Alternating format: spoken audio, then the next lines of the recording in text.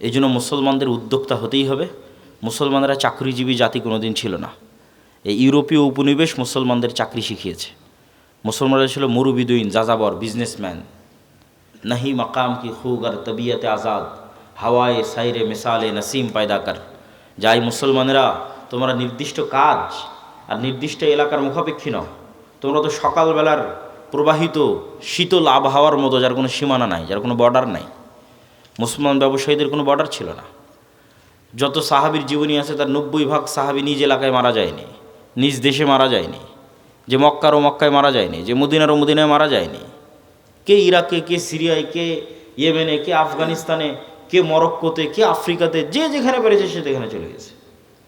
Business আর দাওয়াত, ব্যবসার দাওয়াত। জিন্দা কওমোं का यही है আলামত কে বদলতি रहती है उनका सुबह शाम। আল্লামা ইকবাল লিখেছে, জীবিত কওমের এটাই চিহ্ন যাদের সকাল সন্ধ্যা পরিবর্তন হতে থাকে। যার সকাল সন্ধ্যা প্রত্যেক দিন একই রকম, ও তো মারা গেছে। সকালবেলা শুটবুট পরে অফিসে যায়, আবার বিকেলবেলা আসে, আবার সকালবেলা অফিসে যায়, আবার বিকেলবেলা আসে। তাহলে আর প্রতিদিনের সকাল সন্ধ্যা একই রকম। তাহলে এটা মৃত জাতি। আর মরু যাযাবর বিদুইন, আজ এখানে 5 দিন থাকলো গরু ছাগল উট নিয়ে, 5 দিন পর আবার 100 কিলোমিটার দূরে আর এক জায়গায় চলে গেছে। ওখানকার যুদ্ধ, ওখানকার পরিবেশ ভিন্ন। আবার দাওয়াত, আবার ব্যবসা নিয়ে আর এক এলাকায় চলে গেছে, সেখানকার পরিবেশ, সেখানকার সমস্যা ভিন্ন। আবার ওখান থেকে 1 বছর 2 বছর পর আবার আর এক জায়গায় চলে গেছে ব্যবসা দাওয়াত নেওয়ার। প্রত্যেক দিনের সকাল আর সন্ধ্যা পরিবর্তন হচ্ছে। এটা জীবিত জাতি, এটাই মুসলমান উম্মাহ। আর ইউরোপীয় উপনিবেশ এসে মুসলমানদের শেখালো তোমরা চাকরি করো, দিয়ে আমরা হয়ে গেলাম গোলাম। ব্যবসায়ী হতে হবে, টাকা ইনকাম করতে হবে, প্রচুর পরিমাণে মসজিদ মাদ্রাসায় টাকা দিতে হবে। আমি আগে মনে করতাম, বাংলাদেশ ছাড়ার আগে, ইউরোপ যাওয়ার আগে মনে করতাম যে আমরা মুসলমানেরাই মনে হয় বেশি দানের কথা বলি আর বেশি দান করি। ইউরোপ ঘোরার পর, ইংল্যান্ড ঘোরার পর আমার এই ভুল ধারণা ভেঙে গেছে। আমাদের চাইতে ওরা বেশি দান করে, ওরা বেশি ডোনেট করে। এই জন্য তো খ্রিস্টান মিশনারিগুলো এত পাওয়ারফুল। এগুলো সরকারি টাকা নয়, এগুলো আপনাদের মতো সাধারণ মানুষের দানের টাকা। যে টাকাগুলো ওরা ইউরোপ থেকে, আমেরিকা থেকে, ইংল্যান্ড থেকে নিয়ে বাংলাদেশে ব্যয় করতেছে, এরকম সারা পৃথিবীতে ব্যয় করতেছে। এগুলো সব আপনাদের মতো সাধারণ মানুষ দান করেছে, সরকার নয়। এই পরিমাণ তারা দান করে। তা আমি সবার প্রতি উদাত্ত আহ্বান জানাবো যে আমরা আজকের এই প্রতিষ্ঠানে যে যতদূর সম্ভব আপনাদের স্বেচ্ছাসেবক যদি থাকে ভিতরে যাওয়ার জন্য বলে দেন। বৈঠকি দানে আমরা সবাই অংশগ্রহণ করি এবং আমি আমার বক্তব্যের মূল বিষয়বস্তুর দিকে এগিয়ে যাই। যে আমার বক্তব্যের মূল বিষয়বস্তু হচ্ছে গোলামি থেকে মুক্তির উপায়, দাসত্ব থেকে মুক্তির উপায়। আজকে মুসলমানদের যে গোলামি এবং দাসত্ব, এই গোলামি থেকে এবং এই দাসত্ব থেকে মুক্তির উপায় কি? আপনারা একটু 5 মিনিটের মধ্যে আপনাদের আদায়ের কাজটা শেষ করে ফেলেন।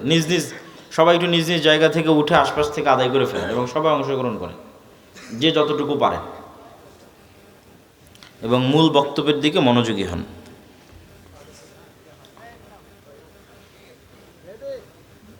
তো আমার মূল বক্তব্যের বিষয়বস্তু হচ্ছে মুসলমানদের যে দাসত্ব এবং গোলামি, এই দাসত্ব এবং গোলামির জিনজির থেকে মুক্তির উপায় কী।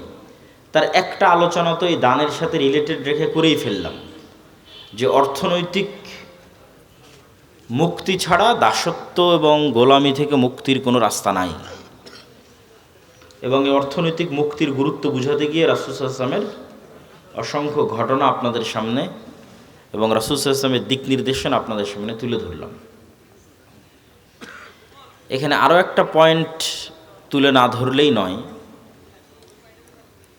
আমরা আজকে যেই লেভেলের গোলামি এবং দাসত্বে আছি, ঠিক এই লেভেলের অথবা এর চেয়ে বেশি গোলামি এবং দাসত্বের জিনজিরে আবদ্ধ ছিল বানু ইসরাইল। কারা বলেন তো? বানু ইসরাইল কারা? কে বলতে পারবেন? হাত উঠান। বানু ইসরাইল কারা? কে বলতে পারবেন? হাত উঠান। ইয়াকুব আলাইহিস সালামের বংশধর। জাযাকাল্লাহ খায়র, সুন্দর। ইব্রাহিম আলাইহিস সালাতু ওয়াস সালামের 2 ছেলে, ইসহাক এবং ইসমাইল। 2 ছেলের নাম কি? ইসহাক এবং ইসমাইল। ইসমাইল থাকলো এই যে মক্কা এখানে ইন্ডিকেট করেছিলাম। ইসমাইল থাকলো এখানে, আর ইসহাক হচ্ছে ওই যে ফিলিস্তিনের জেরুজালেম। তো ইসমাইলের বংশে নবী একজনই, তার নাম মুহাম্মদ সাল্লাল্লাহু আলাইহি ওয়াসাল্লাম। এর আগে আর কোনো নবী আসেনি ইসমাইলের বংশে, আর পরেও আর নাই। আর ইসহাকের বংশে অসংখ্য নবী। ইসহাকের ছেলে ইয়াকুব, ইয়াকুবের ছেলে ইউসুফ, ইউসুফের 300-400 বছর পর মুসা হারুন, মুসা হারুনের পর ইউশা বিন নুন, তারপর সুলাইমান, দাউদ, তারপরে ইয়াহইয়া, ঈসা, জাকারিয়া, অসংখ্য নবী। তো এই বানু ইসরাইল, এদের গোলামি এবং আমাদের গোলামি কাছাকাছি একই রকম। তো বানু ইসরাইলকে যেই যেই পদ্ধতি দিয়ে ফেরাউন গোলাম বানিয়ে রাখত, তার একটা বড় পদ্ধতি হচ্ছে সুদি কর্জ, সুদি লোন, যেটার মূল দায়িত্বশীল হর্তাকর্তা ছিল কারুন, ফেরাউনের অর্থমন্ত্রী কারুন। এই কারুন বানু ইসরাইলদেরকে সুদি লোন নিতে উদ্বুদ্ধ করত এবং সুদি লোন দিত, এবং সুদি লোনের জালে আটকে ফেলে পুরো একটা জাতিকে গোলাম বানিয়ে দিয়েছে বানু ইসরাইলদেরকে। সেম ওই পদ্ধতিতেই আজকের মুসলমানদেরকে সুদি লোনে জর্জরিত করে গোলাম বানানো হচ্ছে। আজকের মুসলমানদের গোলাম বানানোর দুইটা উপায়, একটা হচ্ছে গণতন্ত্র আর একটা হচ্ছে সুদ। কিন্তু মুসলমানেরা নিজেরাও জানে না যে এই দুই পদ্ধতির মাধ্যমে তারা কেমনে গোলাম আছে। জি, মহিলারাও এই দানে অংশগ্রহণ করবেন নিজ নিজ দায়িত্বে। তো সুদ এবং গণতন্ত্রের মাধ্যমে মুসলমানেরা কেমনে গোলাম আছে, এটা একটু বোঝার চেষ্টা করতে হবে, নাহলে খুব কঠিন হবে আমাদের মুক্তির রাস্তা। আল্লামা ইকবাল লিখছেন, नए ज़माने के आज़र ने तरशवाए हैं सनम और इंसार खुदाओं में बड़ा सबसे वतन है, इसका जो पैराहन है वो मज़हब का कफन है। যে আজকে আধুনিক যুগে নতুন মূর্তি তৈরি হয়েছে, ওই যুগে ইব্রাহিমের পিতা আজর যে মূর্তি তৈরি করত সেই মূর্তি নয়। আজকের হিন্দুদের যে মা কালী, মা দেবী, মা দুর্গা আছে সেই মূর্তি নয়। আজকে মুসলমানদের ঘরে এবং বাড়িতে নতুন মূর্তি প্রবেশ করেছে। এই নতুন মূর্তি কি? এই নতুন মূর্তির নাম হচ্ছে সেকুলারিজম, ধর্মনিরপেক্ষ মতবাদ। এই নতুন মূর্তির নাম হচ্ছে ন্যাশনালিজম, জাতীয়তাবাদ। এই নতুন মূর্তির নাম হচ্ছে ডেমোক্রেসি, গণতন্ত্র। এই নতুন মূর্তির নাম হচ্ছে সোশ্যালিজম, সমাজতন্ত্র। মুসলমানেরা পৃথিবীর যে প্রান্তেই যান, তাদের পায়ে এই জিঞ্জিরগুলো বাঁধা আছে, এগুলো তারা ভেঙে বের হতে পারতেছে না, কোনো মতেই না। কেউ জাতীয়তাবাদের বেড়া জালে আটকে আছে, কেউ গণতন্ত্রের, কেউ ধর্মনিরপেক্ষ মতবাদের। কিন্তু সে ঠিকই বলতেছে আমি আল্লাহকে মানি, রব হিসেবে, ইলাহ হিসেবে আল্লাহর ইবাদত করি, সালাত আদায় করি, কিন্তু এই মূর্তির বেড়া, এই মূর্তির যে দাসত্ব, এটা ভাঙতে পারতেছে না। তো গণতন্ত্র কিভাবে এবং সুদ কিভাবে আমাদের গোলাম বানায়, আপনাকে আগে বুঝতে হবে গোলামির চিহ্ন কি। কেন বলা হচ্ছে বানু ইসরায়েলরা গোলাম? কেন বলতেছি আমরা গোলাম? নেতার আলামত কি? গোলামের আলামত কি? দেখেন, বানু ইসরায়েলরা নবীর সন্তান হওয়ার পরেও মুসা আলাইহিস সালাতু ওয়াস সালামকে বলতেছে লান নুমিনা লাকা হাত্তা নারাল্লাহা জাহরাতান, মুসা যতক্ষণ তোমার আল্লাহকে না দেখব ততক্ষণ তোমার তাওরাতে ঈমান আনবো না। অথচ এই বানু ইসরাইল এখনই 2 দিন আগে, 1 সপ্তাহ হয়নি, চোখের সামনে দেখেছে সমুদ্র ফেড়ে রাস্তা তৈরি হয়েছে, ফেরাউন ডুবে মরে গেছে। এই দৃশ্য নিজে চোখে দেখার পর মানুষ কেমনে বলতে পারে যে মুসা তোমার আল্লাহকে না দেখা পর্যন্ত তোমার তাওরাতে ঈমান আনবে না? কেমনে বলতে পারে? উত্তর একটাই, এরা হচ্ছে ন্যারো মাইন্ডেড গোলাম, সংকীর্ণ মনা। 300 বছর থেকে গোলামি করে আসতেছে, এই জন্য স্বাধীন নেতা মুসার সাথে চলতে পারতেছে না। তারা বলল, মুসা এই মরুভূমি, সিনাই মরুভূমি, এখানে পানি নাই, এই সমুদ্রের লবণাক্ত পানি ভালো লাগে না। ওই ইস্তাসকা মুসা লিকওমি ফাকুল নাজরিব বিআসাকাল হাজার ফানফাজারাত মিনহু ইসনাতা আশারাতা আইনা ক্বাদ আলিমা কুল্লু উনাসিম মাশরাবাহুম। যে মুসা পানির ব্যবস্থা করো। মুসা আলাইহিস সালাম লাঠি দিয়ে পাথরে আঘাত করলেন, মরুভূমিতে পানি তৈরি হয়ে গেল। এবার বললো মুসা খাবারের ব্যবস্থা করো। মুসা আলাইহিস সালাম আল্লাহকে বললেন জান্নাত থেকে মান্না এবং সালোয়া, বিশেষ পাখি, বিশেষ মাশরুম, যে বিশেষ মাশরুমের বর্তমান বাজার মূল্য কেজি প্রতি 5 লক্ষ টাকা গড়ে, এখন বাজার মূল্য। ওই বিশেষ মাশরুম আর পাখি জান্নাত থেকে আসতো। রাতের বেলা তাদের গাছের ডালে, তাদের বাড়ির চালে থাকতো ঝুলন্ত অবস্থায়। এই খাবার একদিন দুই দিন খাওয়ার পর তারা বলতেছে লান নাসবিরা আলা তুআমিন ওয়াহিদ ফাদউ লানা রাব্বাক, এই এক খাবার আমাদের ভালো লাগে না, তোমার আল্লাহকে বলো এই মরুভূমি থেকেই পেঁয়াজ রসুন আদা চাল ডাল সব উৎপাদন করে দিতে। এ হলো গোলাম কওম। গোলাম হলে এরকম ছেঁচড়া হয়, বুঝতে পেরেছেন? এরা তো নবীর সন্তান, এরা এরকম হলো কখন? 300 বছর থেকে গোলামি করতে করতে এরকম ন্যারো মাইন্ডেড ছেঁচড়া হয়ে গেছে। তা ওইটার সাথে আপনি আমাদের স্বভাব মিলাবেন, তাদের স্বভাবের সাথে একটু পরেই মিলাবো। আল্লাহ সুবহানাহু ওয়া তাআলা এদেরকে বললেন, ঠিক আছে তোমরা শাকসবজি খেতে চাও, এটা তো মরুভূমি, পাশেই বাংলাদেশের মতো উর্বর ভূমি আছে, তার নাম জেরুজালেম, ফিলিস্তিন, বিজয় করলেই হয়, যুদ্ধ করে বিজয় করো। তখন ওরা বলছে ইযহাব আনতা ওয়া রাব্বুকা ফাকাতিলা, মুসা তুমি আর তোমার আল্লাহকে যুদ্ধ করো, আমরা পারবো না। ইন্না ফিহা কওমান জাব্বারিন লান নাদখুলা ফিহা হাত্তা ইয়াখরুজু মিনহা, আরে ওখানে তো বিশাল দেহের অধিকারী জাব্বারিন কওম আছে, ওরা যতক্ষণ বের না হবে আমরা ততক্ষণ যাব না। আল্লাহ তাদের উপর আযাব নাজিল করলেন 40 বছরের, ইয়াতিহুনা ফিল আরদি 40 সানা, 40 বছর পাগলের মতো মরুভূমিতে ঘুরপাক খাও। 40 বছর পর ক্ষমা করে দেওয়া হলো, ইউশাবিন নুনের মাধ্যমে হাতে তওবা করে জেরুজালেম বিজয় হলো। আল্লাহ সূর্যকে থামিয়ে দিলেন, জেরুজালেম বিজয় করার তৌফিক দিলেন। এত 40 বছরের শাস্তি পাওয়ার পর আল্লাহ সুবহানাহু ওয়া তাআলা সূর্যকে থামিয়ে দিয়ে ওদের জেরুজালেম বিজয় দিচ্ছেন। তারপরে আল্লাহ ওদের বলতেছেন, যখন তোমরা এই শহরে প্রবেশ করবা তখন সুজ্জাদান, তখন মাথা নত করে সিজদা অবস্থায় প্রবেশ করবা, আর মুখে বলবা হিত্তাতুন নাগফির লাকুম, যদি হিত্তাতুন বলো, হিব্রু ভাষায় হিত্তাতুন মানে আস্তাগফিরুল্লাহ, তাহলে তোমাদের ক্ষমা করে দেবো। এরা আল্লাহর এত বড় নিয়ামত পাওয়ার পরও জেরুজালেমে যখন প্রবেশ করলো তখন পিছন আগে দিল, মাথা উপরে দিল, আর মুখে হিত্তাতুনের জায়গায় বলল হিনতাতুন। দাউদ এবং সুলাইমান আলাইহিস সালামের যুগে আল্লাহ বললেন দাউদের কোরআন তেলাওয়াত শোনার জন্য শনিবারের দিন সমুদ্র এবং নদীর মাছেরা একত্রিত হয়, তোমরা শনিবারের দিন এই মাছগুলোকে ধরিও না। তারা বলল ঠিক আছে শনিবারের দিন ধরবো না, মাছগুলোকে আটকে রেখে দিল, রবিবারের দিন ধরল। যে আল্লাহ আপনি তো শনিবারের দিন ধরতে মানা করেছেন, শনিবারের দিন তো ধরিনি, মাছ আটকে রেখে দিয়ে কী বারে ধরেছে? তাহলে 2 নম্বরই বুদ্ধিতে 1 নম্বর না 2 নম্বর? না বাংলাদেশিদের চেয়ে বেশি না কম? এইবার মিলাতে পারবেন যে আমি যে বলতেছি যে গোলাম আমি, আপনি কেমনে গোলাম হচ্ছি সেটা বুঝতে পারবেন যে 2 নম্বর বুদ্ধিতে আমরা বাংলাদেশিরা আছি না নাই? এই হলো বানু ইসরাইল। 2 নম্বরই বুদ্ধি, ছেঁচড়ামি, মিথ্যা, চুরি, দুর্নীতি, ধোঁকা, এই জিনিসগুলো যার মধ্যে আছে সে এমনি গোলাম। তাহলে এই জিনিসগুলো কোথায় থেকে তৈরি হয়? ওটাই তো গোলাম তৈরির কারখানা। এবার আশা করি বুঝতে পেরেছেন, এটা তৈরি হয় গণতন্ত্র থেকে আর সুদী অর্থনীতি থেকে। কেমনে হয় সেটাও বুঝিয়ে দিচ্ছি, তাহলে আপনি বুঝবেন গণতন্ত্র হচ্ছে গোলাম তৈরির কারখানা। তো আমরা তো অলরেডি ব্রিটিশদের 190 বছর ঔপনিবেশিক শাসনে গোলাম ছিলামই। গোলামি করতে করতে আমাদের রক্তের মধ্যে 2 নম্বরই মিথ্যা, ধোঁকা এগুলো মিশে গেছে।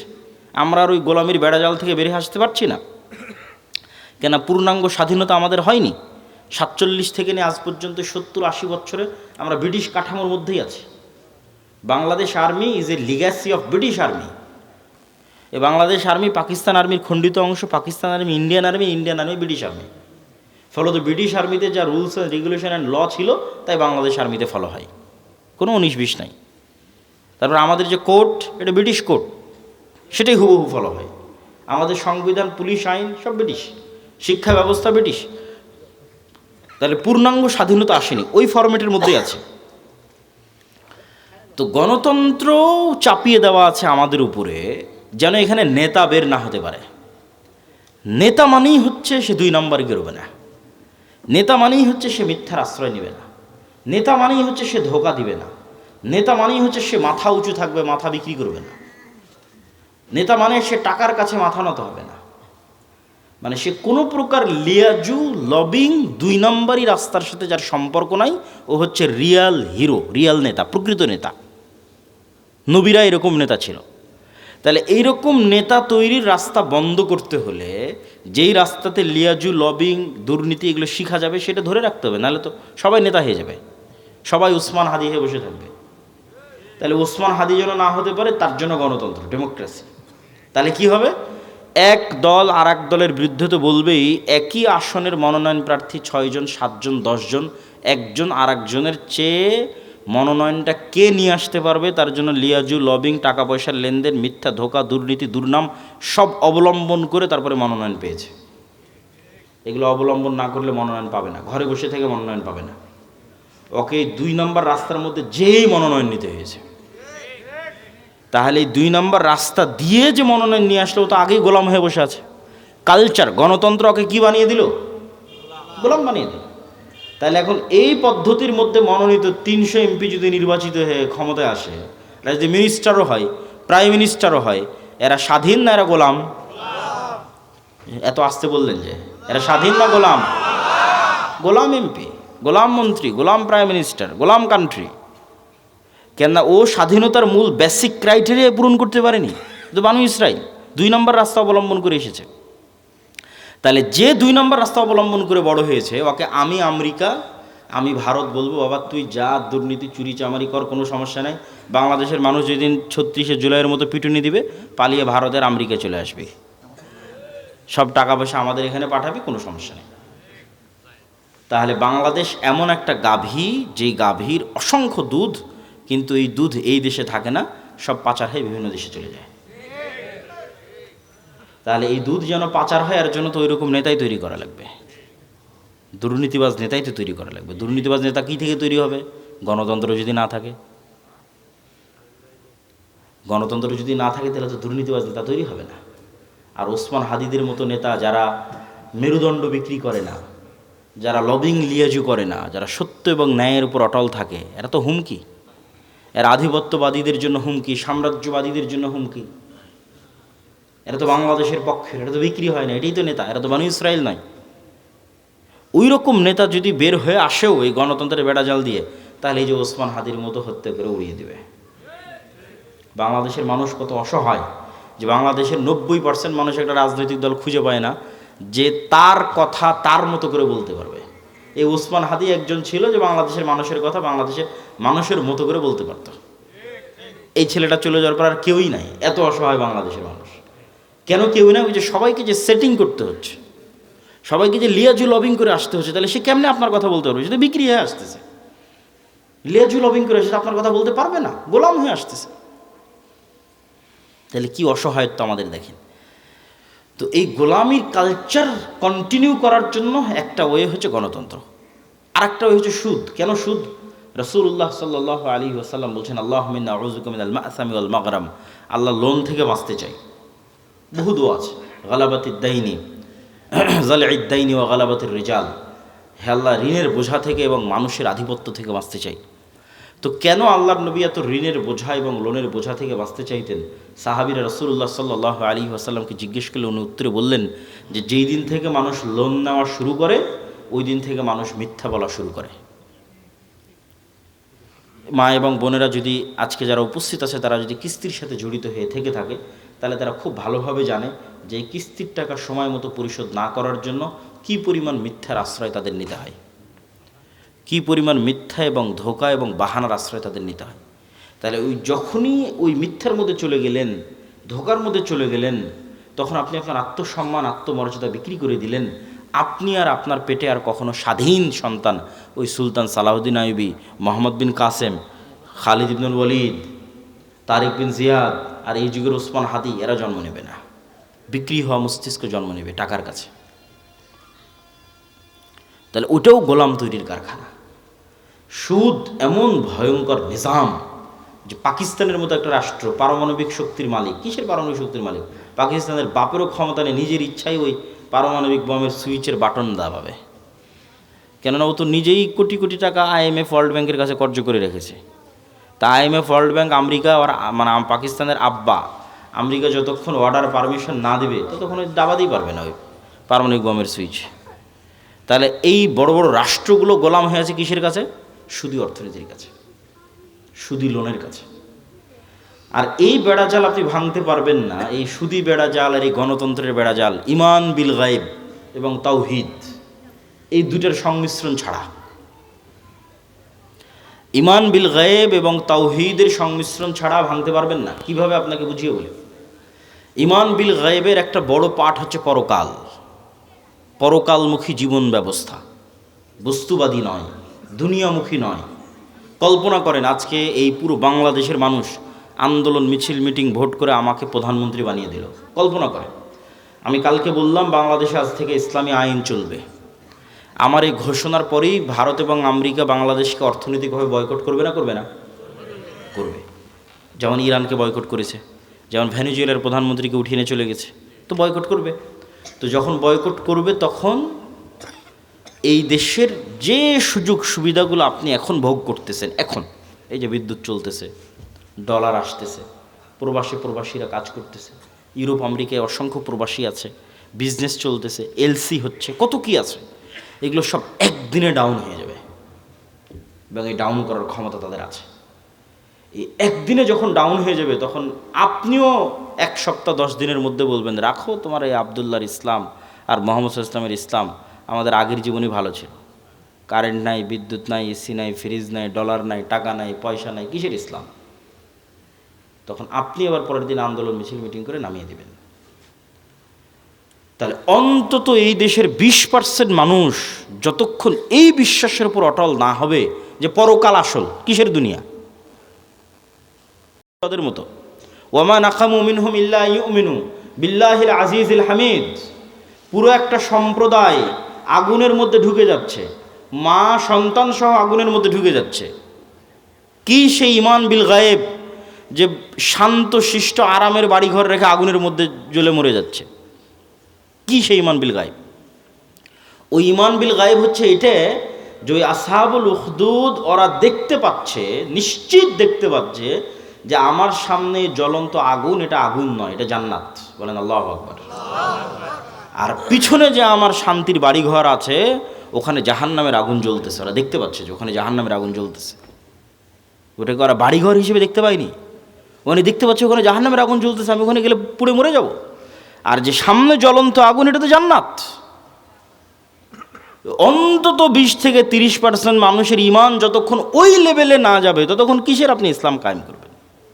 সম্ভব নয়।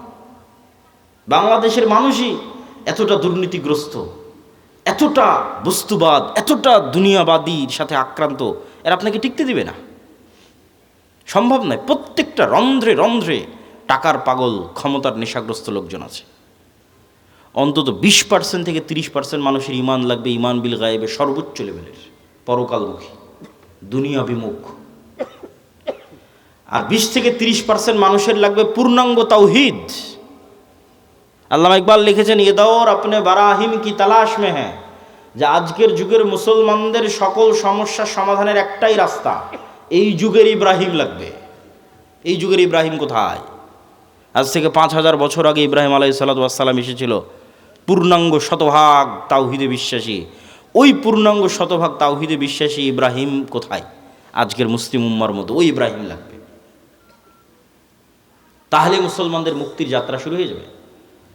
হ্যাঁ, আপনাদের মতো যারা আহলে হাদিস এবং সালাফি আছে তারা বড় শিরক, বড় বেদাত থেকে অনেকটাই মুক্ত, কিন্তু পূর্ণাঙ্গ শতভাগ তাওহীদের অনুসারী নয়। কিভাবে এটা আপনাকে বুঝিয়ে বলি যে কেমনে আপনি পূর্ণাঙ্গ শতভাগ তাওহীদের অনুসারী নন। ঠিক আছে, আপনি কবর মাজারে গিয়ে সিজদা দেন না, তাবিজ কবজ ব্যবহার করেন না, কিন্তু এই আপনি বিড়ি সিগারেটে আসক্ত। তাহলে যখন আপনি বিড়ি সিগারেটে আসক্ত তখন আপনার ইলাহ ওই বিড়ি সিগারেট। আমি বলিনি, আল্লাহ নিজে কোরআনে বলেছে যে তার নফস ইলাহু হাওয়া, তার ইলাহ হচ্ছে তার নিজের অন্তরের কামনা। ঠিক আছে, আপনি কবরকে ইলাহ মানেননি, কিন্তু ইলাহ তো আপনার নিজের নফসকে বানিয়ে রেখেছেন। ইলাহ তো কোনো অবৈধ প্রেমিকাকে বানিয়ে রেখেছে, ইলাহ তো টাকার নেশাকে বানিয়ে রেখেছে, ইলাহ তো ক্ষমতার নেশাকে বানিয়ে রেখেছে। ওই টাকার জন্য আপনি সব করতে পারেন, হালাল হারামের বাস বিচার নাই। ওই ক্ষমতার জন্য আপনি সব করতে পারেন, ওই নারীর জন্য সব করতে পারেন, মনের প্রবৃত্তি পূরণ করার জন্য সব করতে পারেন। তাহলে তো আপনি শতভাগ তাওহীদপন্থী নন। তাহলে তো আপনি ইব্রাহিম আলাইহিস সালাতু ওয়াস সালামের মতো হতে পারলেন না, যে ইব্রাহিম আলাইহিস সালাম এবং ইসমাঈল আলাইহিস সালাম আসলামা ওয়া তাল্লাহু লিল জাবিন, নিজের ইচ্ছার বিরুদ্ধে গিয়ে সন্তানকে জবাই করতেছে, আর সন্তান নিজের ইচ্ছার বিরুদ্ধে গিয়ে জবাই হওয়ার জন্য রাজি হয়ে যাচ্ছে। কেন? সিদ্ধান্তটা আল্লাহর। এটা হলো শতভাগ তাওহীদ, যে আল্লাহর সিদ্ধান্তের সামনে পরিপূর্ণ আত্মসমর্পণ। তাহলে শতভাগ তাওহীদপন্থী 20% থেকে 30% মানুষ আর ইমান বিল গায়েবে সর্বোচ্চ স্তরের 20-30% মানুষ হওয়া ছাড়া পূর্ণাঙ্গ ইসলামী বিপ্লব সম্ভব নয়। এই দাওয়াত আজকে আমি দিচ্ছি না, এই দাওয়াত শাহ ইসমাইল শহীদ দিয়ে গেছে আজ থেকে 100-150 বছর আগে। ওনার একটাই দাওয়াত ছিল যে আমাদের পূর্ণাঙ্গ ইসলামী বিপ্লবের আগে মানুষকে শতভাগ পূর্ণাঙ্গ তাওহীদে বিশ্বাসী হতে হবে, নাহলে পূর্ণাঙ্গ ইসলামী বিপ্লব সম্ভব নয়। শতভাগ তাওহীদে বিশ্বাসী এবং ইমান বিল গায়েবে ইয়াকিন আছে এরকম 20-30% মানুষ লাগবে পুরো বাংলাদেশের। তাহলে এর উপর ভিত্তি করে পূর্ণাঙ্গ ইসলামী বিপ্লব কায়েম হবে। পূর্ণাঙ্গ ইসলামী বিপ্লবের সকল ক্রাইটেরিয়া রেডি আছে, শুধু ওই রকমের যোগ্য মানুষ নাই। তারপরে কি লাগবে? তারপরে আরও দুটো জিনিস লাগবে। এক, আমি পূর্ণাঙ্গ তাওহীদপন্থী মানুষ, ঠিক আছে, আমি পূর্ণাঙ্গ ইমান বিল গায়েব অর্জন করলাম, ঠিক আছে, কিন্তু নেতা হওয়ার জন্য আরও দুটো জিনিস লাগে। ওই দুটো জিনিস পূরণ না করতে পারলে নেতা হতে পারবেন না। একটা হচ্ছে আল্লাহ সুবহানাহু ওয়া তাআলা এই পৃথিবী যেই ফাংশনের উপর ডেভেলপ করেছে ওই ফাংশন আপনাকে ইউজ করতেই হবে। তো এই পৃথিবীতে নেতা হওয়ার ফাংশন হচ্ছে জ্ঞান এবং শিক্ষা, এটা আল্লাহই দিয়ে রেখেছে। এখন এই জ্ঞান এবং শিক্ষার বাটন যদি ইহুদি খ্রিস্টান চাপে তাও ওরা নেতা হয়ে যাবে। এই জ্ঞান শিক্ষার বাটন যদি হিন্দু ডোম চামার ম্যাথর মুচির চাপে ওরা নেতা হয়ে যাবে। আল্লাহ কখনো তার রুলস ভাঙেন না। এখন এই নাটোর, এই এলাকার নাম কি? নাটোর সাধুপাড়া, এই অঞ্চলের যুবকেরা যদি মদ বিড়ি cigarette TikTok video YouTube BPL IPL জুয়া online betting Free Fire PUBG এগুলো নিয়ে ব্যস্ত থাকে, আর ওইদিকে ইসরায়েলের ইহুদি আর ইউরোপ আর আমেরিকার খ্রিস্টানরা যদি জ্ঞান অর্জনে ব্যস্ত থাকে ওদের সন্তানেরা, আল্লাহ বলবেন না, আল্লাহ তার রুলস ব্রেক করে বলবেন না যে ইহুদি খ্রিস্টান তোরা থাম, তোদের নেতা বানাবো না, আমার নাটোরের কিছু মদখোর জুয়াখোর বান্দা আছে ওদের নেতা বানাবো। এইটা আল্লাহ করবেন না। নেতা হতে হলে গোলামির জিঞ্জির আপনাকে নিজে হাতেই ভাঙতে হবে, সেটা জ্ঞান এবং শিক্ষা। জ্ঞান এবং শিক্ষায় সর্বোচ্চ স্তর অর্জন করার চেষ্টা ছাড়া নেতা হওয়ার আর কোনো রাস্তা পৃথিবীতে নাই। নেতা হওয়ার এই রাস্তা আল্লাহ নির্ধারণ করেছে। তলুতকে আল্লাহ বলছেন বাস্তাতাং ফিল ইলমি ওয়াল জিসম, যে আমি তলুতকে বানু ইসরাইলের নেতা বানিয়েছি, জ্ঞানে বড় তাই, জ্ঞানে বেশি তাই। আদমকে ফেরেশতা এবং জিনের উপর শ্রেষ্ঠত্ব দিয়েছি, জ্ঞানে বেশি তাই।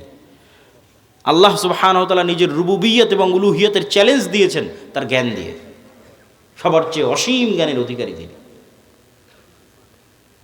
তাহলে শক্তিশালী হওয়ার নেতা হওয়ার রাস্তা জ্ঞান, যে গ্রহণ করবে সে নেতা হবে, আল্লাহ বাধা দিবেন না। আর মুসলমান যদি গ্রহণ না করে কি করার বলেন? কিছুই করার নেই। তাহলে 3 নম্বর রাস্তা হচ্ছে জ্ঞান অর্জন করতে হবে। 4 নম্বর রাস্তা সত্যবাদিতা এবং ন্যায়পরায়ণতায় অটল থাকতে হবে, পাহাড়ের মতো। যেটাতে আলোচনা শুরু করেছি যে 2 নম্বরই ধোঁকাবাজি, এগুলো যে গণতন্ত্র এবং সুদ থেকে আসে, ওটার বিপরীতটাই হচ্ছে সত্যবাদিতা ন্যায়পরায়ণতা অটল থাকা, ওসমান হাদিদের মতো। কিন্তু মুসলমানদেরকে আমরা ইসলামটা বুঝাতেই পারলাম না। বাংলাদেশের OC DC SP AC land sub registrar সচিবালয়ে কত সচিব বসে আছে, আমরা তো বাহির থেকে তো এসে আর আমাদের কেউ গোলাম করতেছে না, আমাদের লোকজনই তো গোলাম, বাংলাদেশের নাগরিকেরাই তো গোলাম, বাহির থেকে এসে কেউ গোলাম করতেছে না। তো এই সমস্ত পদে যারা বসে আছে এরা টাকার কাছে বিক্রি হয়ে যায়, অথচ এরা সালাত আদায় করে, এরা হজ করে, এরা ওমরা করে, এরা মসজিদ মাদ্রাসায় যে কমিটি বিশেষ অতিথি প্রধান অতিথি এরা সবাই আছে, কিন্তু নিজ চেয়ারে যখন বসতেছে তখন 2 নম্বরই করতেছে। তাহলে এরা কি মনে করেছে? এরা মনে করেছে ঠিক আছে, আমি সচিবালয়ে বসে এসিল্যান্ড সাব রেজিস্ট্রার যা আছে সব হয়ে যত পারি 2 নম্বরই সুদ ঘুষ দিয়ে টাকা ইনকাম করব, আর নামাজ পড়ে হজ করে আর দান করে ওটাকে মাফ করে নেব। নাউজুবিল্লাহি মিন যালিক। তাহলে আমরা হুজুররা এটা বুঝাতে পারিনি, আলেম ওলামা বুঝাতে পারিনি যে ইসলাম কি।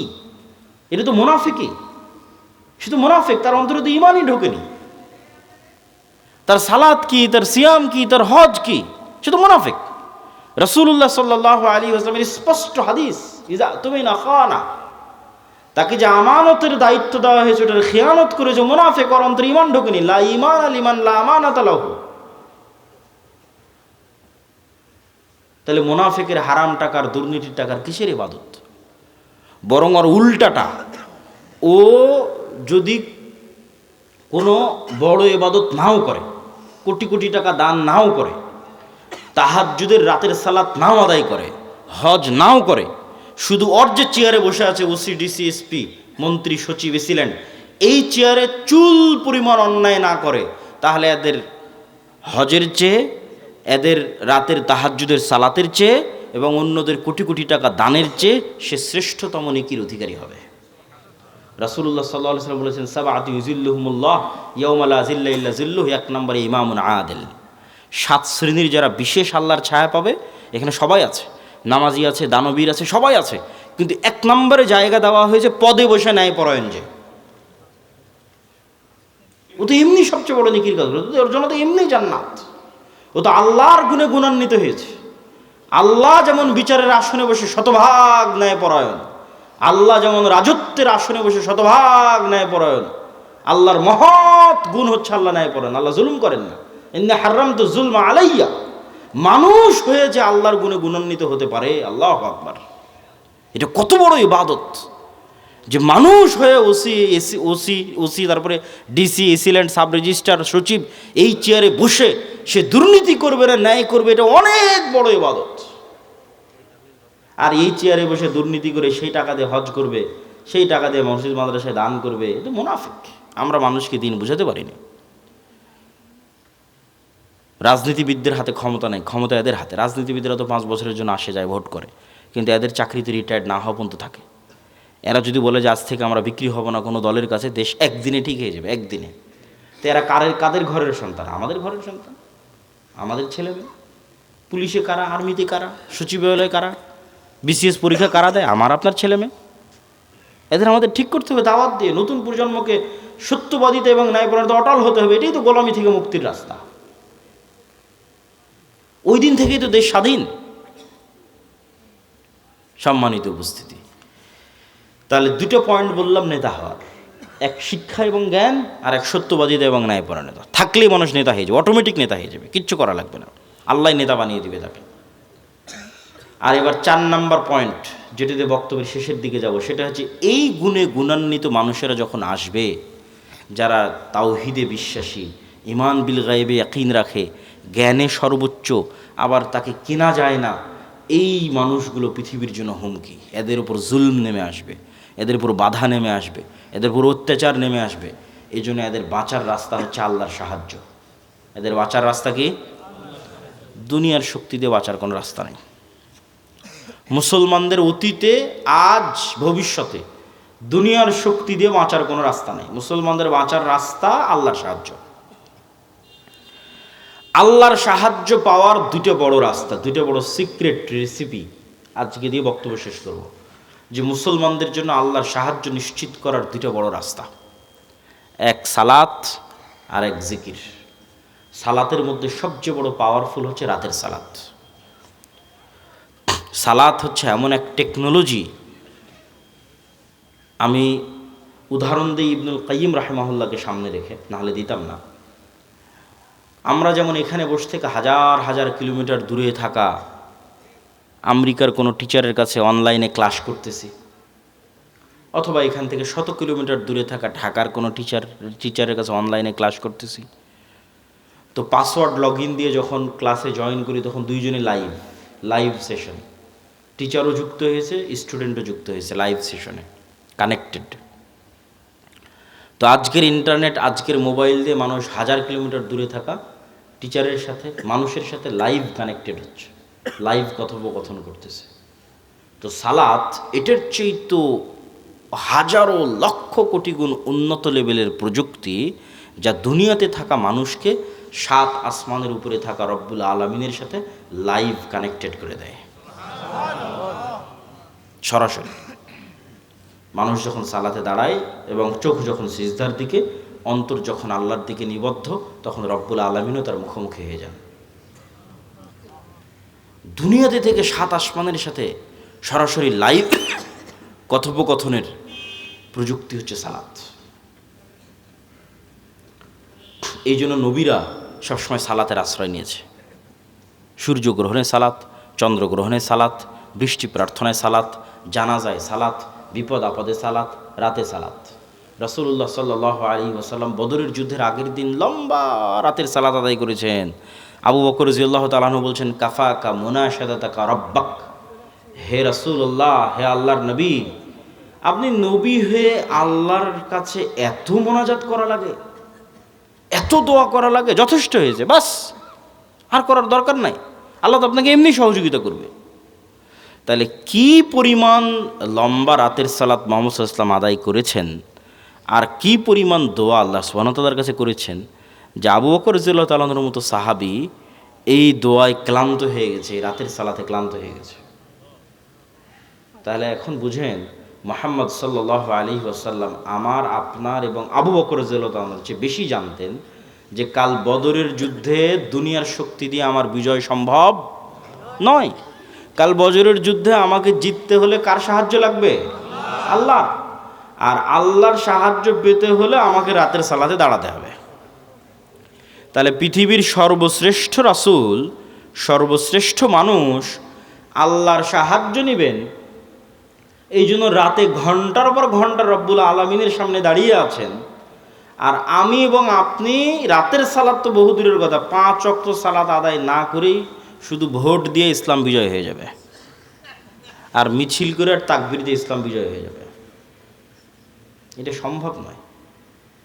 ওই যেমন বলেছে 20-30% মানুষ শতভাগ তাওহীদপন্থী লাগবে, 20-30% ঈমান বিল গায়েব লাগবে, ঠিক তেমন তার পাশাপাশি 5 ওয়াক্ত সালাত আদায়কারী এবং রাতের সালাতে অভ্যস্ত মানুষ লাগবে। যে সালাতে নাই ও আল্লাহর গন্তির মধ্যে নেই, আর আবার ইসলাম কি, আর আবার বিপ্লব কি, আর আবার বিজয় কি, আর আবার খেলাফত কি, আর আবার শাসন কি, কিচ্ছু নেই। যে সালাতে নাই সে আল্লাহ সুবহানাহু ওয়া তাআলার গণনার মধ্যেই নাই, ওর জন্য আল্লাহর সাহায্যও নাই। ও ভাগাড়ে পড়ে মারা গেল, কি ওকে কেউ উঠিয়ে নিল, কি গোলাম হয়ে গেল, সেটাও আল্লাহর দেখার নেই। আল্লাহ সুবহানাহু ওয়া তাআলার সাথে কানেক্টেড থাকা ছাড়া, আল্লাহর সাহায্য নেওয়া ছাড়া মুসলমানদের বিজয়ের কোনো রাস্তা নাই। আর আল্লাহর সাহায্য নেওয়ার জন্য সালাত আদায় করতেই হবে, আল্লাহর খাতায় নাম থাকতেই হবে। আল্লাহ আপনাকে চিনেই না, কিসের সাহায্য করবে আপনাকে? তো যে সালাতে নেয় ওকে তো আল্লাহ সুবহানাহু ওয়া তাআলা চিনবেই না। সম্মানিত উপস্থিতি, এই জন্য সালাত মোস্ট পাওয়ারফুল, আর সালাতের মধ্যে সবচেয়ে পাওয়ারফুল হচ্ছে রাতের সালাত। আমরা যেমন আমাদের ফোন, এই যে হাতে ফিঙ্গারপ্রিন্ট দিয়ে ফোন ওপেন হয়ে যাচ্ছে, পাসওয়ার্ড দিয়ে ফোন ওপেন হয়ে যাচ্ছে, ফেস ভেরিফিকেশন দিয়ে ফোন ওপেন হয়ে যাচ্ছে, 5 স্টার হোটেলে গেলে কার্ড পাঞ্চ করলে ওপেন হয়ে যাচ্ছে। তো এগুলো সব লক ওপেন হওয়ার সিস্টেম পৃথিবীতে। তো কল্পনা করেন যে আমরা পৃথিবীর অত্যাধুনিক প্রযুক্তির একটা দরজার সামনে দাঁড়িয়ে আছি, এর চেয়ে অত্যাধুনিক প্রযুক্তির দরজা পৃথিবীতে নাই। ওই দরজা ওপেন করতে হলে বিভিন্ন varieties type of password use করতে হয়। যেমন নির্ধারিত সময় আসতে হয়, নির্ধারিত সময় ছাড়া খুলে না। আবার নির্ধারিত ফরম্যাট ছবি, পিকচার ওখানে আপলোড করা আছে, ওইটার সাথে মিলতে হয়। আবার ওই প্রতিটা ফরম্যাটের সাথে নির্ধারিত সাউন্ড আছে, ওটাও মিলতে হয়। যেমন ধরেন আমি এই ফরম্যাটে দাঁড়ালাম, এটার সাথে একটা সাউন্ড আছে আলহামদুলিল্লাহ রাব্বিল আলামিন। রুকুর ফরম্যাটে দাঁড়ালাম, ওটার সাথে একটা সাউন্ড আছে সুবহান রাব্বিল আযীম। টাইম মিলতে হবে, ফরম্যাট মিলতে হবে, আওয়াজ মিলতে হবে, তারপরে ওই দরজাটা খুলবে, তার আগে দরজা খুলবে না। তো এইরকম সালাত এর চেয়েতেও টপ লেভেলের উন্নত প্রযুক্তি, যা রব্বুল আলামিনের সাহায্যের দরজা, রব্বুল আলামিনের সাথে যোগাযোগের দরজা উন্মুক্ত করে দেয় হচ্ছে সালাত। এই সালাত ছাড়া আমাদের বাঁচার কোনো রাস্তা নেই, সালাত ছাড়া আমাদের উদ্ধার হওয়ার কোনো রাস্তা নেই। 2 নম্বর হচ্ছে জিকির। জিকিরের মধ্যে সবচেয়ে গুরুত্বপূর্ণ হচ্ছে সকাল সন্ধ্যার জিকির। সকাল সন্ধ্যার জিকির দিয়ে আল্লাহ কোরআন পরিপূর্ণ করে রেখেছে, যদিও আমরা এটাকে খুবই অবহেলা করি। সকাল সন্ধ্যার জিকির। জিকির কেন পাওয়ারফুল? জিকির কেন পাওয়ারফুল এটা বুঝতে হলে আপনাকে বুঝতে হবে আওয়াজ কেন পাওয়ারফুল, সাউন্ড কেন পাওয়ারফুল। সাউন্ড কি আবার পাওয়ারফুল হতে পারে? আওয়াজ কি পাওয়ারফুল হতে পারে? শব্দ এবং বাক্য কি পাওয়ারফুল, শক্তিশালী হতে পারে? এটাই আগে বুঝতে হবে। আজকের আধুনিক সভ্যতা টিকে আছে, এই যে ক্যামেরা, এই যে মোবাইল, কম্পিউটারের টিকে আছে এই আলোর তরঙ্গের মধ্যে ডাটা ট্রান্সফার করার ক্ষমতা, এটার উপর। আমি এখানে বলতেছি, আমার এই কথাটা আলোর মধ্যে দিয়ে এই মোবাইল হয়ে, নেটওয়ার্কের টাওয়ার হয়ে আমেরিকায় গিয়ে এখন বাজতেছে, ইউরোপ, সৌদি, কুয়েত, কাতার, ঢাকা, রাজশাহী থেকে এখনই বাজতেছে। তো এই যে এই আলো যে আমার এই কথা বহন করতে পারে, ডাটা ট্রান্সফার করতে পারে, এটা আমরা জানতাম না, মানুষ জানতো না, এটা আগে থেকেই ছিল। ওটা আমরা জেনে কাজে লাগাতে পেরেছি, এটাই আমাদের আধুনিক সভ্যতা, এটার উপরে টিকে আছে। আর একটা প্রযুক্তি যেগুলোর ধারে কাছে বিজ্ঞান নাই, কিন্তু এটা সবচেয়ে উন্নত প্রযুক্তি, সেটা হচ্ছে শব্দভিত্তিক, আওয়াজ ভিত্তিক প্রযুক্তি, যেটার কিছু জ্ঞান আল্লাহ সুলাইমান আলাইহিস সালাতু ওয়াস সালামকে দিয়েছিলেন। কিছু জ্ঞান, যেমন আমি এতক্ষণ যে চিল্লাচ্ছি, আমি কিন্তু শব্দ এবং আওয়াজে উচ্চারণ করতেছি। এখানে যদি একটা চাইনিজ বসে থাকতো, ওখানে আওয়াজই শুনতে পেত। আবার এখানে বসে যদি একটা চাইনিজ বক্তব্য দিত, আপনি এখানে আওয়াজই শুনতে পেতেন, তাই নয় কি? সেটাই। তাহলে ঠিক কোনো এক স্টাইলের আওয়াজ উচ্চারণ করলে ওই পিঁপড়াও বুঝবে, সেই স্টাইলের আওয়াজ আমি জানি না। কোনো এক স্টাইলের আওয়াজ উচ্চারণ করলে পাখিও বুঝবে, আমি জানি না। কোনো এক ফরম্যাটের আওয়াজ উচ্চারণ করলে গরুও বুঝবে, আমি জানি না। আবার গরুর ওই ফরম্যাটের আওয়াজের কী অর্থ আমি জানি না। যেমন অন্য একটা ভাষা আমার কাছে গরুর আওয়াজের মতোই আওয়াজ মনে হয়, সেই। কিন্তু এই জ্ঞানটা আল্লাহ কাকে দিয়েছিলেন? সুলাইমান আলাইহিস সালাতু ওয়াস সালামকে দিয়েছিলেন। এটাই সাউন্ড টেকনোলজি। সুলাইমান আলাইহিস সালাতু ওয়াস সালাম তার দরবারে বলতেছে, রানী বিলকিসের সিংহাসন নিয়ে আসতে হবে। ক্বালা ইফরিতুম মিনাল জিন, ইফরিত নামক জিন দাঁড়িয়ে বলল, আমি এই সিংহাসন নিয়ে আসবো, আপনি যে বসে আছেন এই বসে থেকে দাঁড়ানোর পূর্বে সিংহাসন নিয়ে আসবো। এই কথা সুলাইমান আলাইহিস সালামের পছন্দ হয়নি। সুলাইমান আলাইহিস সালাম আরো দ্রুত চান।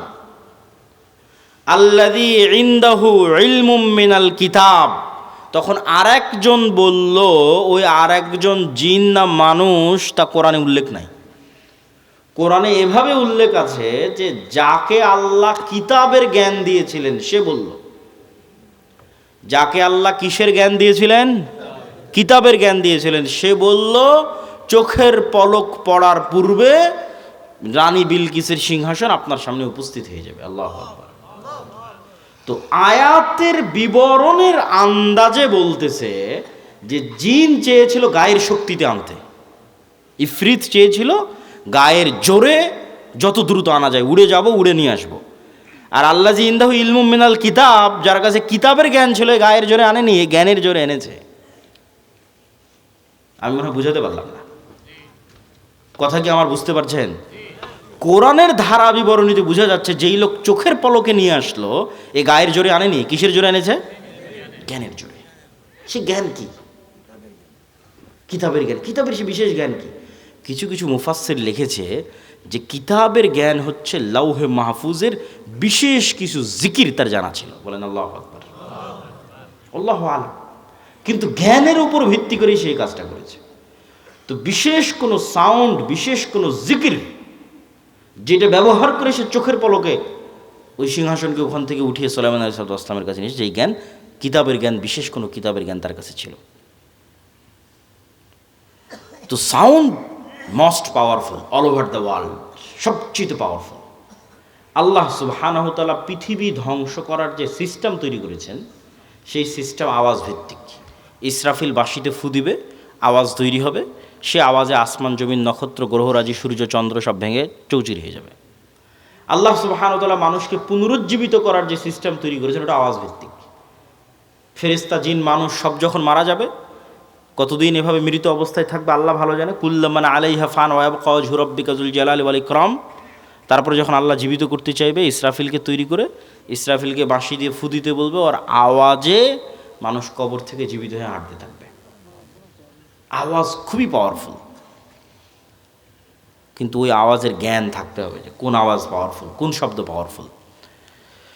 তো আল্লাহ সুবহানাহু ওয়া তাআলা উম্মতে মুহাম্মাদিকে সবচেয়ে বড় পাওয়ারফুল জিনিস দিয়ে দিয়েছে, যেটা মূসা আলাইহিস সালামের লাঠির চেয়ে পাওয়ারফুল, যেটা মূসা আলাইহিস সালামের পাথরের চেয়ে পাওয়ারফুল, যেটা বানু ইসরাইলের তাবুত কোরআনে আছে দেখবেন। এই তাবুত এখন এই ইহুদিরা খুঁজে পাগলের মতো, কোথায় সেই তাবুত? এরা মনে করে যে এই মসজিদে আকসার মাটির নিচে তাবুত রাখা আছে। ওই তাবুত একটা বাক্স, যেই বাক্সে মূসা আলাইহিস সালামের লাঠি ছিল, যেই বাক্সে মূসা আলাইহিস সালামের ওই পাথর ছিল, যে পাথর থেকে 12টা ঝর্ণা তৈরি হয়েছিল, ঠিক আছে, মূসা আলাইহিস সালামের কাপড় চোপড় ছিল, এরকম আরও কিছু মুজিজা সম্বলিত জিনিস বিভিন্ন নবী রাসূলের এই তাবুত নামক বাক্সের মধ্যে ছিল। যে যুদ্ধে ওরা এই তাবুত বাক্স নিয়ে যেত, ওই যুদ্ধে ওদের বিজয় হয়ে যেত। ওই বাক্সরা হারিয়ে ফেলেছে, ওই বাক্সরা এখনও খুঁজতেছে। তো ওই তাবুত বাক্সের চেয়ে আর ওই মুসা ইসলামের লাঠির চেয়ে আর ঈসা আলাইহিস সালাতু ওয়াস সালামের হাতের মাধ্যমে যে মানুষ জীবিত হয়ে যেত সেটার চেয়ে মোস্ট পাওয়ারফুল জিনিস হচ্ছে এইটা। কি জন্য? এইটা সরাসরি আল্লাহর নিজের আওয়াজ। বলেন আল্লাহু আকবার। কোরআন সরাসরি আল্লাহ সুবহানাহু ওয়া তাআলার নিজের সাউন্ড, আল্লাহর শব্দ, আল্লাহর বাক্য, যা জিব্রাইল হয়ে মুহাম্মদ সাল্লাল্লাহু আলাইহি ওয়াসাল্লাম হয়ে আমাদের পর্যন্ত পৌঁছেছে। আল্লাহু আকবার।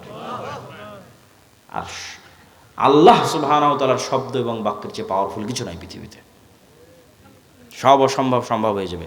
এই জন্য শ্রেষ্ঠতম জিকির হচ্ছে কোরআন। পৃথিবীর সব অসম্ভব সম্ভব করা সম্ভব আল্লাহ সুবহানাহু ওয়া তাআলার জিকির দিয়ে। সম্মানিত উপস্থিতি, বক্তব্যের শেষের দিকে চলে এসেছে। আজকে যা আলোচনা আপনাদের সামনে করতেছি, এই প্রায় সব আলোচনাই আমার আল্লাহর পথে যাত্রা এই বইয়ের মধ্যে লেখা আছে, দলিল সহ। আজকে তো অত দলিল আলোচনা করতে পারলাম না। এই বইটা প্রত্যেকটা মসজিদ, স্কুল, কলেজ, ইউনিভার্সিটি, লাইব্রেরি, দাওয়া সেন্টারে রেখে সপ্তাহে অন্তত একদিন 1 পৃষ্ঠা 2 পৃষ্ঠা করে পাঠ চক্র করা উচিত, পড়া উচিত, দার্স দেওয়া উচিত। এর সাথে কোনো দল মত কোনো কিছু সম্পর্ক নেই। সব মুসলমানের জন্য, জানার জন্য, জ্ঞান অর্জনের জন্য, ঈমান বিল গায়ব এবং তাওহীদ ইয়াকিন তৈরি করার জন্য এবং মুসলমানদের গোলামি থেকে আজাদির জন্য কি দরকার তা জানার জন্য প্রত্যেক মসজিদ, প্রত্যেক মাদ্রাসা, স্কুল, কলেজ, ইউনিভার্সিটি, দাওয়া সেন্টার, লাইব্রেরি তে রেখে অন্তত প্রতি সপ্তাহে 1-2 পৃষ্ঠা করে পড়া উচিত। পাশাপাশি আব্দুর রহিমের একটা নতুন বই এসেছে, রাসূল সাল্লাল্লাহু আলাইহি ওয়াসাল্লাম দেখতে যেমন ছিলেন, এই বইটাও মূল্যায়ন করতে পারেন। আর মাসিক আল ইতিসাম, এই যে আপনাদের কাছে আসলাম 2023 না 22 সালে একবার আসতে চেয়েছি, করোনার কারণে আসা হয়নি, বন্ধ হয়ে গেছে। তাহলে আজ আসতেছি প্রায় 3 বছর 4 বছর পর। আবার কবে আসার সুযোগ হবে তার গ্যারেন্টি নাই। কিন্তু এই একদিনে আসাই যদি যোগাযোগ বিচ্ছিন্ন হয়ে যায় তাহলে তো এই দাওয়াতের কোনো মূল্য নাই। এই সম্পর্কটা হতে হবে স্থায়ী, আর স্থায়ী হওয়ার সবচেয়ে বড় মাধ্যম হচ্ছে মাসিক আল ইতিসাম। এই মাসিক আল ইতিসামে আমি নিজে নিয়মিত 3টা প্রবন্ধ লিখি, অন্যরা তো লেখেই, আমি লিখি 3টা। এই জন্য মাসিক আল ইতিসাম এখানে নিয়মিত আসার উদ্যোগ আপনাদের নিতে হবে। এখানকার যুবক সমাজ, মসজিদের কমিটি হোক, মাদ্রাসার উদ্যোক্তা হোক, অন্তত 5 কপি 10 কপি এখানকার জ্ঞানী, স্কুল, কলেজ, ইউনিভার্সিটি, প্রাইমারি, বিদ্যালয়, যা যেখানে আছে শিক্ষিত মানুষ, তাদেরকে দিয়ে পড়ানোর চেষ্টা করা এবং নিজেরাও পড়ার চেষ্টা করা। 2 নম্বর, আমাদের সাথে স্থায়ী যোগাযোগের মাধ্যম হচ্ছে মক্তব। আমাদের 700 মক্তব আমাদের কাছে ট্রেনিং নিয়েছে। আপনাদের এলাকার মক্তবের শিক্ষকদের আমাদের ট্রেনিংয়ে পাঠাবেন এবং আমাদের সিলেবাস এই জিনিসগুলো ছোটোবেলায় বাচ্চাদের মাথায় না দিলে আপনাদের মধ্যে 1 ঘন্টা বক্তব্য দিয়ে লাভ নেই। বুড়া মানুষকে দিয়ে বিপ্লব হবে না। আমাদের নতুন প্রজন্মকে তৈরি করতে হবে। এই জিনিসগুলো তাদের মাথায় এখন থেকেই দিতে হবে। আর এটার জন্য শুধু মাদ্রাসায় 2% ছেলে মেয়েকে পড়িয়ে লাভ হবে না। শতভাগ মুসলমানের সন্তানের মাথায় দেওয়ার জন্য শতভাগ মসজিদে মক্তব লাগবে এবং সেটা যদি আমাদের সিলেবাসে হয় তাহলে আমরা এটাকে সবচেয়ে বেস্ট মনে করি। আর 3 নম্বর, এরকম মাদ্রাসাগুলোকে সহযোগিতা করার জন্যই রবেদাতুল মাদারিস সালাফ